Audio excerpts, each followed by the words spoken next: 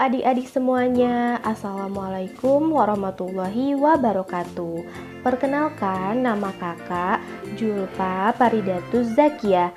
Kalian bisa manggil dengan sebutan Kak Julpa. Bagaimana kabar kalian hari ini? Kakak harap kalian dalam keadaan yang baik, sehat, dan tentunya sudah siap untuk belajar. Pada video pembelajaran kali ini, kakak akan membahas kelas 4, tema 6, subtema 3, pembelajaran ketiga mengenai giat berusaha dalam meraih cita-cita. Mari kita simak ya pembahasannya. Tujuan pembelajarannya yaitu yang pertama, siswa mampu mengidentifikasikan keragaman yang terdapat di sekitarnya. Yang kedua, membuat peta persebaran sumber daya hewan atau tumbuhan yang ada di daerahnya dan mampu mencari informasi tentang karakteristik lingkungan di provinsi tempat tinggal dan sumber daya. Yang ketiga, siswa mampu mendeklamasikan puisi dengan lafal, intonasi, dan ekspresi yang benar.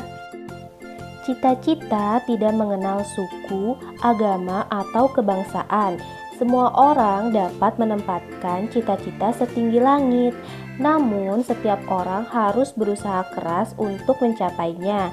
Nah, adik-adik, kalau kalian punya cita-cita, kalian harus berusaha untuk mencapai cita-cita kalian ya. Di sini ada kisah tentang sang arsitek. Yuk kita cari tahu sang arsitek ini siapa ya. Simaklah bacaan berikut ini tentang usaha keras seseorang yang bercita-cita besar, sang arsitek. Pada tahun 1955, Presiden pertama Indonesia, Insinyur Soekarno, mengadakan sayembara membuat desain maket Masjid Istiqlal. Sebanyak 22 dari 30 arsitek lolos pada tahap seleksi awal. Presiden Soekarno pun mengumumkan bahwa pemenangnya adalah seseorang yang bernama Frederick Silaban. Siapakah dia? Frederick Silaban lahir di Bonandolok, Sumatera Utara 16 Desember 1912. Ia adalah seseorang lulusan Konyin Wilhelmina School, sebuah sekolah teknik di Jakarta. Meskipun bukan lulusan sekolah arsitektur, ia dapat memenangkan sayembara tersebut dan semenjak itulah karya-karyanya banyak dikenal di seluruh Indonesia. Masjid Istiqlal merupakan masjid terbesar dan termegah di Indonesia yang dibangun pada tahun 1961 dan pertama kali dibuka untuk digunakan pada tahun 1978. Dengan demikian diperlukan waktu 17 tahun untuk membuatnya. Dengan usaha yang gigih dan pantang menyerah, Frederick berhasil menyelesaikannya. Karyanya diakui sebagai karya asli anak bangsa Indonesia.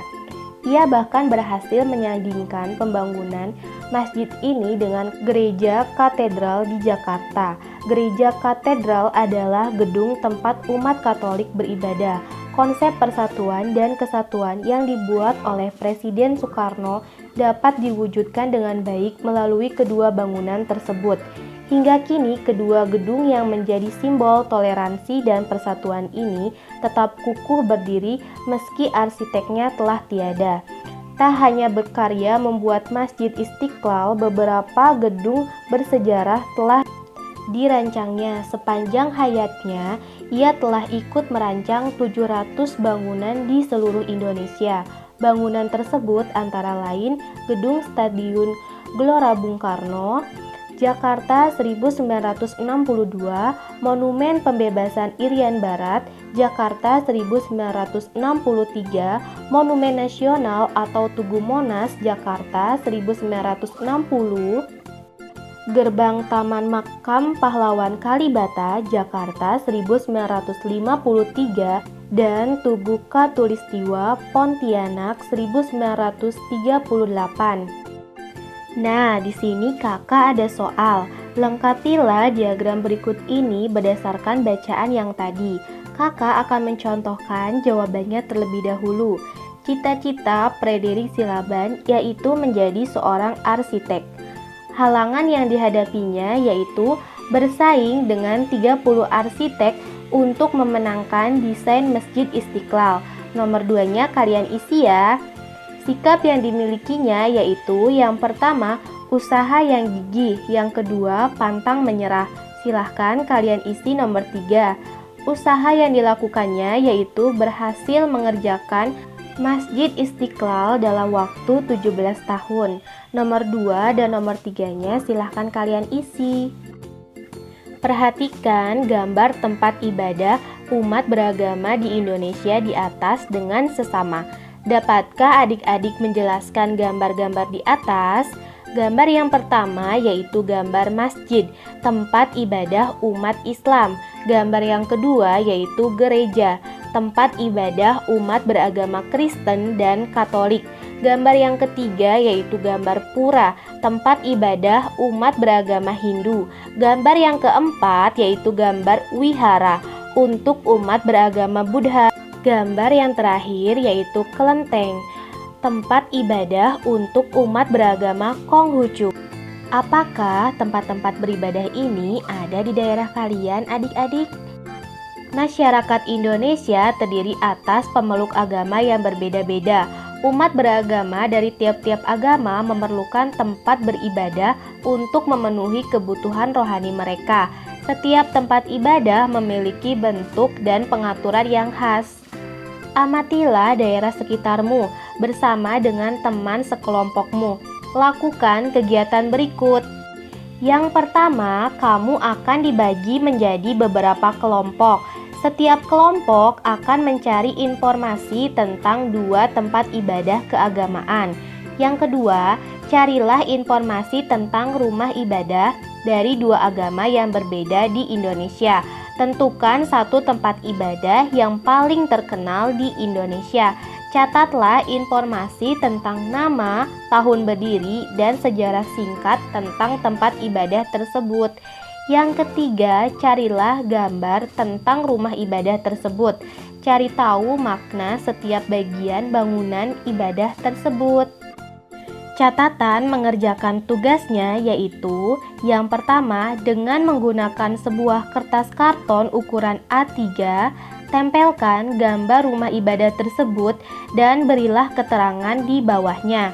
Yang kedua, tuliskan juga fungsi dan kegunaan tempat ibadah tersebut selain untuk beribadah umatnya. Yang ketiga, aturlah sedemikian rupa pada kertas tersebut sehingga memudahkan bagi temanmu untuk memahaminya. Gunakan contoh di bawah ini ya. Jelaskan kesimpulan tentang kedua rumah ibadah tersebut. Nah, di sini ada gambar 2 tempat ibadah agama yang berbeda. Gambar A yaitu Masjid Seribu Tiang. Tahun berdirinya 1971 dan selesai tahun 1980. Tempat ini yaitu tempat beribadah umat Islam. Sejarah singkatnya, dulunya sebelum menjadi Masjid Seribu Tiang, lokasi ini merupakan pusat kerajaan Melayu Jambi. Kegunaan masjid ini berguna juga sebagai tempat perayaan umat agama Islam, seperti sholat Idul Fitri, sholat Idul Adha, dan lain-lain. Yang gambar B yaitu Gereja Santa Maria de Fatima.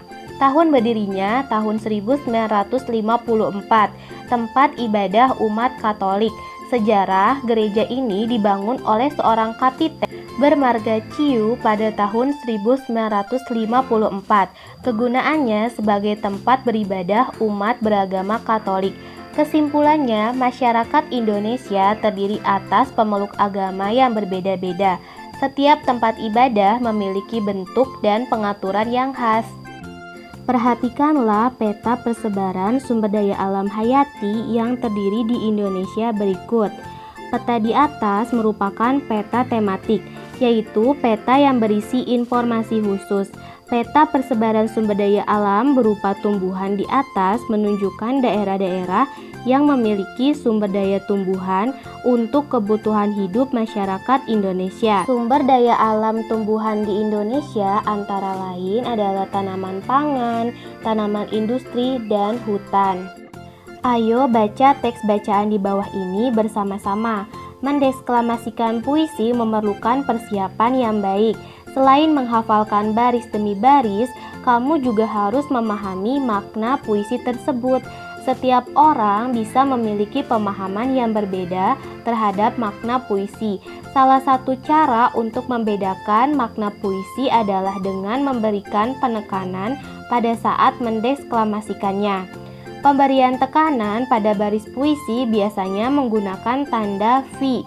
Perhatikan penggunaan tanda tersebut di bawah ini. Tanda P1 yaitu menyimbolkan tekanan kata pendek sekali. Tanda V2 menyimbolkan tekanan kata agak pendek. Tanda V3 menyimbolkan tekanan kata agak panjang. Lihatlah kembali puisi tentang penjaga alamku pada pembelajaran pertama. Berilah tanda V untuk memberikan tekanan-tekanan pada baris-baris kalimatnya.